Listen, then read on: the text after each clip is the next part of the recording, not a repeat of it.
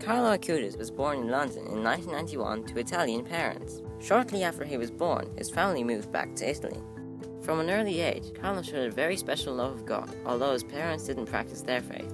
When he was young, he was introduced to Jesus through the nannies that looked after him.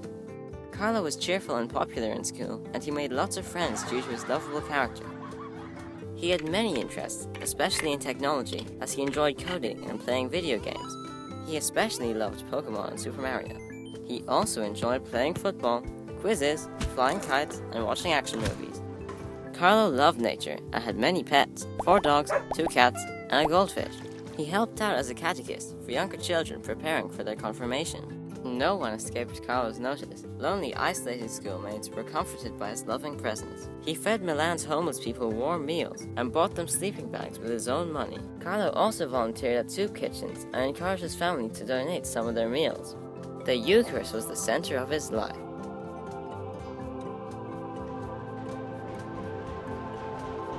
He said, "There are queues in front of a concert, in front of a football match, but I don't see these queues in front of the Blessed Sacrament."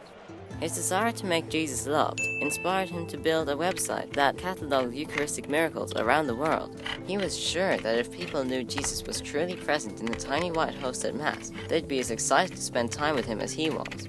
Carlo skillfully used the technology available to him to reach the widest possible audience. He built the website himself by reading college-level books and researching and collecting information. He would travel with his parents to various shrines and churches around the world to take photos for his website. You can still find his website on the internet today. It's been translated into 17 different languages. A map of the world shows where each miracle occurred. Take a look, there may be a miracle near where you live. Of course, a Eucharistic miracle happens in every single Mass around the world. But here are just 3 of the many documented Eucharistic miracles where the invisible became visible. Almost 1300 years ago, a monk from the town of Lanciano was doubting that the bread and wine really changed into the body and blood of Jesus. One day, as he spoke the words of the consecration at Mass, the bread and wine visibly transformed into flesh and blood. In 1970, over 1200 years later, the relics, which had been miraculously preserved, were subjected to scientific tests which proved what had long been believed. These were actual tissue from a human heart. In 1906, a huge tsunami was fast approaching the small island of Tumaco, Colombia, threatening to engulf the entire village. Facing certain death, the villagers of Tumaco panicked. They rushed to seek the help of their parish priest, Father Larondo. When Father Larondo made the sign of the cross with the Blessed Sacrament in the monstrance, the wave hesitated, then paused and backed off, and the ocean levels returned to normal. At the sight of the wave receding, the villagers shouted, "Miracle! Miracle!" The Blessed Sacrament had saved them all. In a small church in Buenos Aires in 1996, a parishioner informed Father Pizzette that there was a discarded host at the back of the church. Father Pizzette reverently picked up the host, placed it in a container of water, and then put the container into the tabernacle. 8 days later, Father Pizzette returned to the tabernacle to dispose of the host's remains, and opened it up to discover that the host had not dissolved as expected, but was now covered in what looked like blood and appeared to be growing in size. The bewildered priest went off and sought advice from the archbishop, who decided the host should be put through numerous scientific tests. More about him later.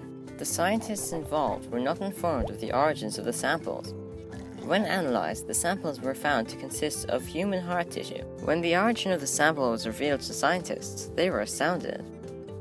Carlo also made a physical exhibition of the Eucharistic miracles using the information on his website. The exhibition has been put on display all around the world. Once this project was completed, Carlo suddenly fell gravely ill. Doctors diagnosed a rare form of leukemia. He was just 15, but had sensed from an early age he would die young.